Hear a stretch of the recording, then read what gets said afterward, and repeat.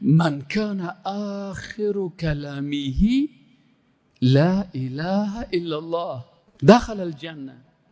کی آخری کلمه از زبانش خارج میشه که لا اله الا الله؟ کسی که مطابق لا اله الا الله زندگی کرده باشه. لا اله الا الله باید از قلبت برای. از این خاطر کسایی که موسیقی میشنون در آخر عمر در لا اله الا الله گفتنشان بسیار مشکلات پیدا میشه. یک دکتر قلبی میگه ما خود دکتر هستیم، از نگاه طبی میگه پیش ما مریضا را میآوردن، وقتی که یک کسی را میآورد که مثلا تصادم کرده قلب از بین رفته، دکتر خود میفهمه که خلاصی دیگه میمره، بگیم بگو لا اله الا الله، این دیگه قرار خواندنش شروع کرده. شمالی لالزار باشه به من چی؟